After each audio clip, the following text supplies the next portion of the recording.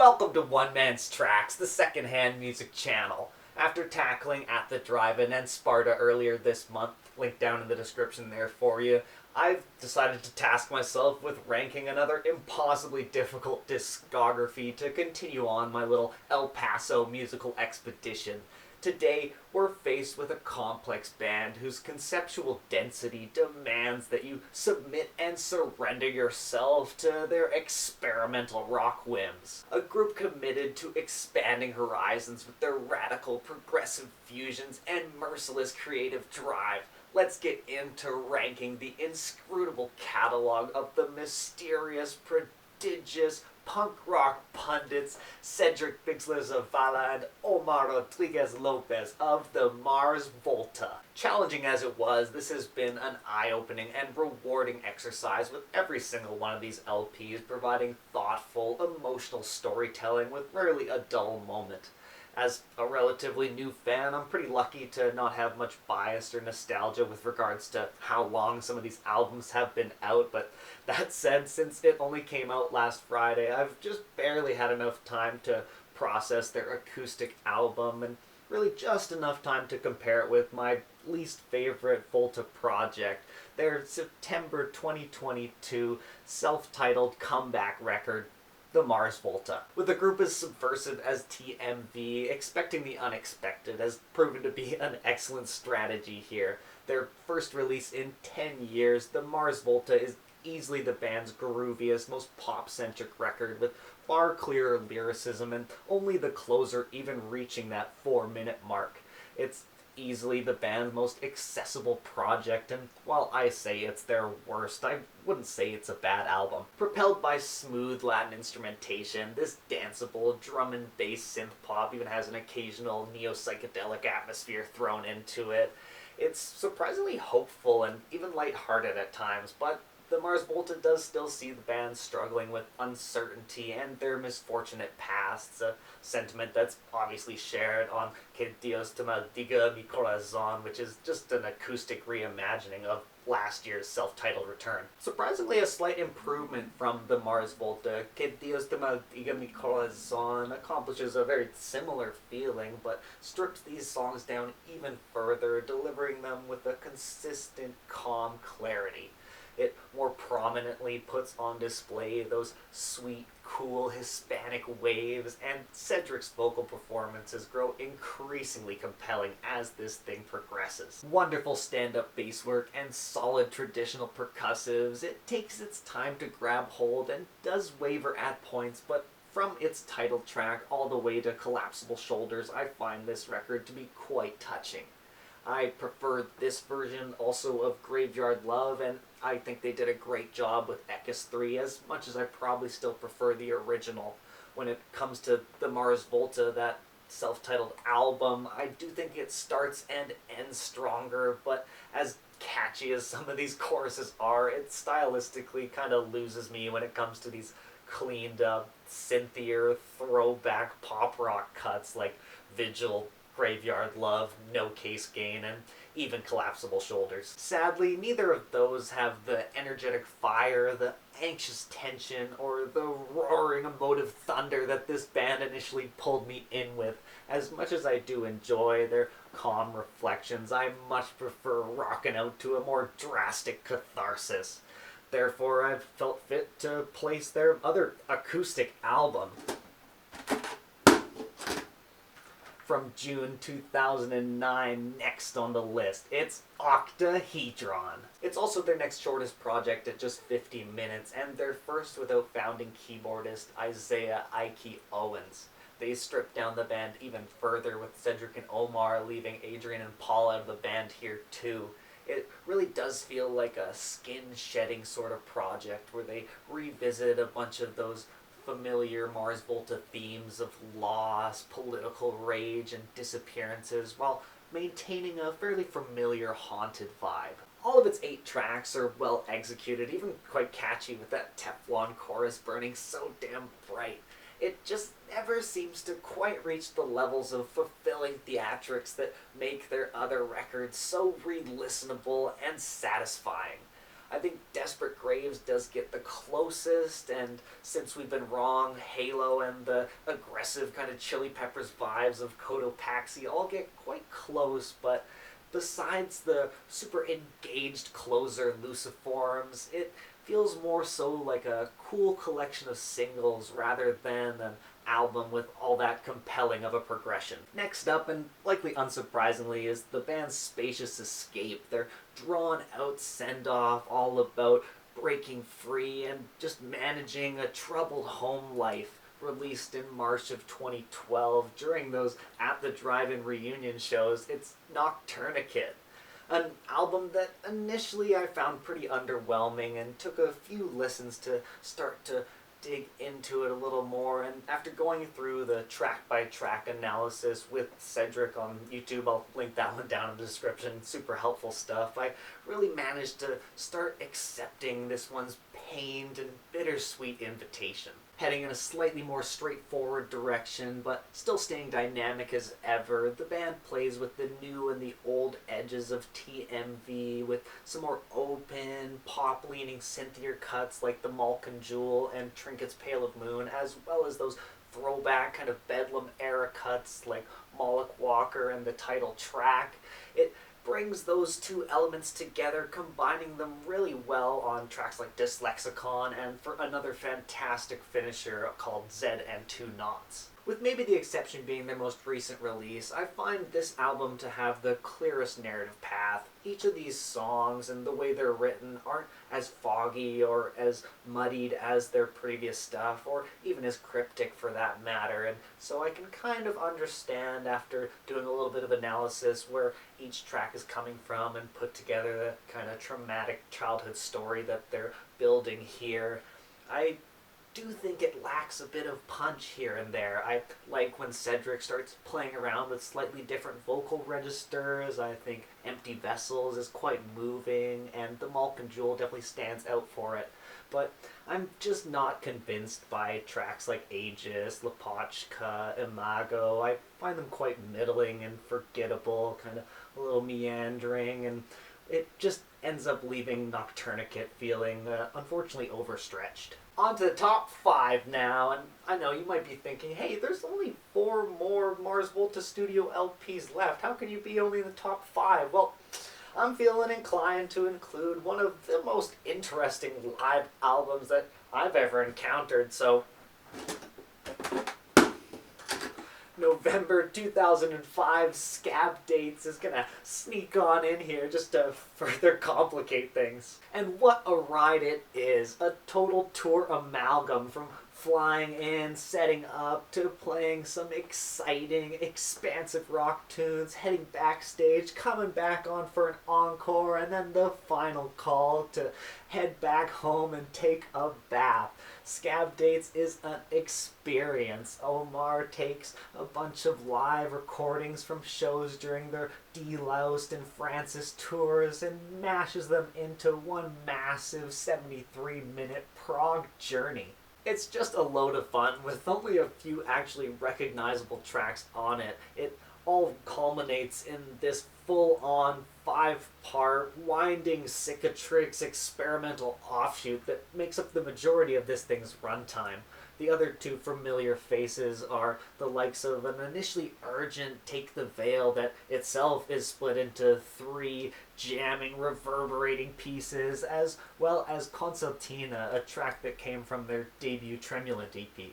There's other bits and pieces from older songs woven in and out of this multi-show mashup, and the mixing itself is really competently done, but as solid and impressive as some of these performances are, the thing does end up feeling quite indulgent after the 70 or so minutes you've experienced it.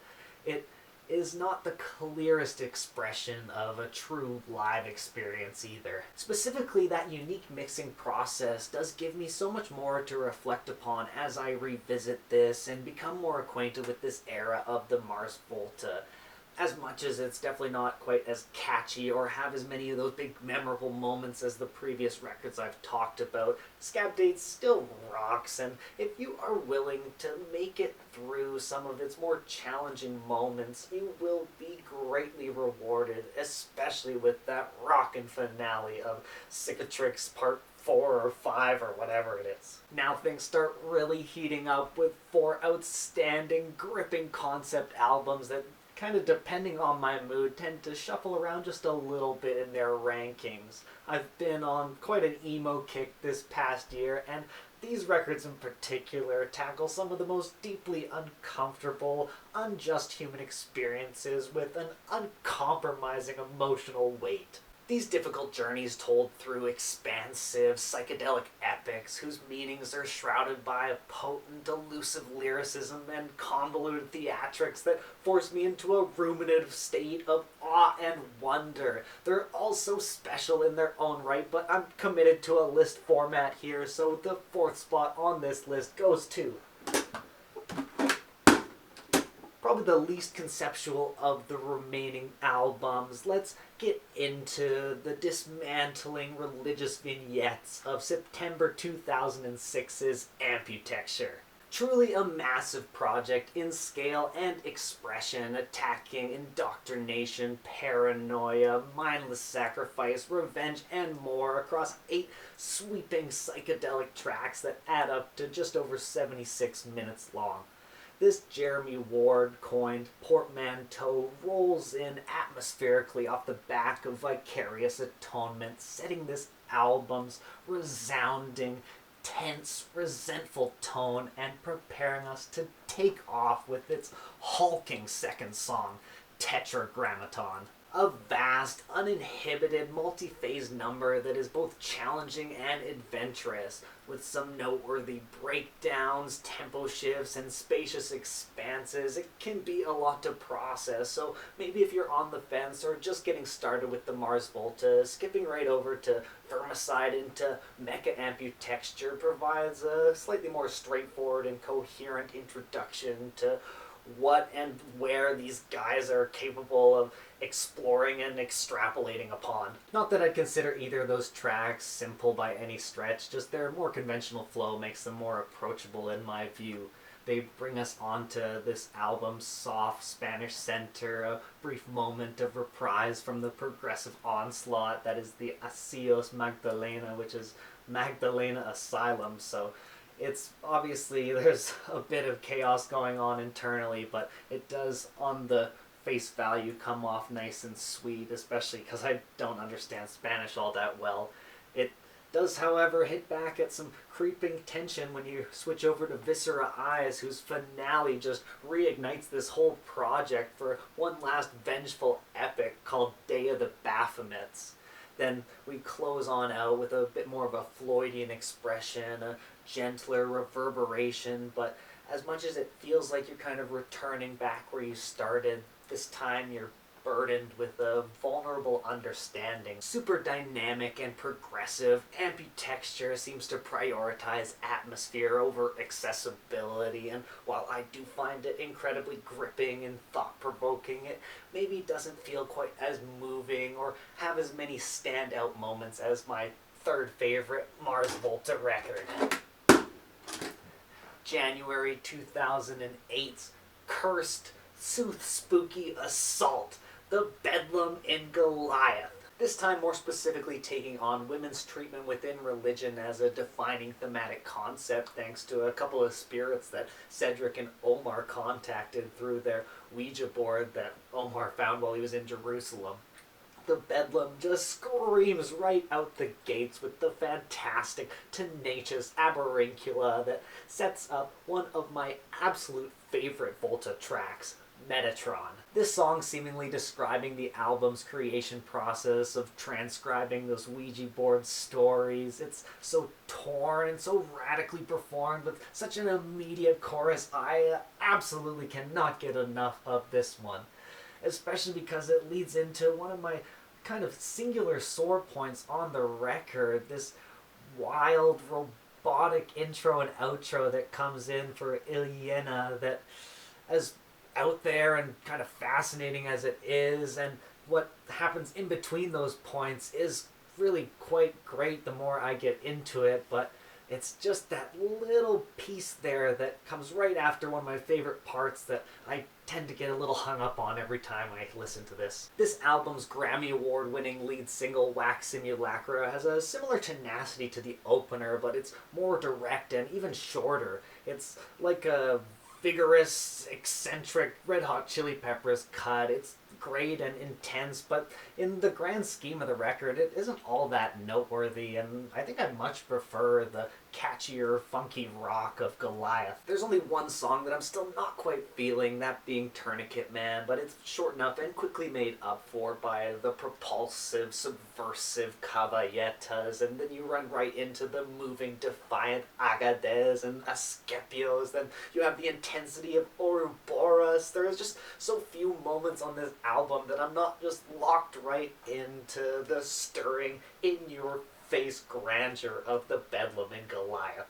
Besides the slower, spacious atmosphere of Tourniquet Man, things do not start getting less dense or less confrontational until we get all the way to Soothsayer. It's a pretty winding and out there number as it is, but it does calm things down slightly. But then we're on to a Mars Volta finale, and as far as those go, I guess Conjugal Burns is maybe a tad underwhelming, but I think it's still plenty exhilarating and well worth its runtime. Not perfect, yet a magnificent triumph nonetheless. It's incessant, progressive metallic rock with thick, textured layers of funk, jazz, and electronica all woven together to create a top-tier LP experience. Fantastic. So full-on and engaged, but there are really only two Mars Volta albums that I get so consistently obliterated by, whose vision and scope are so idiosyncratically spectacular and tragic that I find this to be the hardest decision on this list, choosing between Francis the Mute and Deloused in the Comatorium. Never have I heard a band play like this band before. Tightly wound, tapped in rock and roll renegades helmed by a pair of visionary artists with an undying creative connection and drive. The chemistry is out of this world here.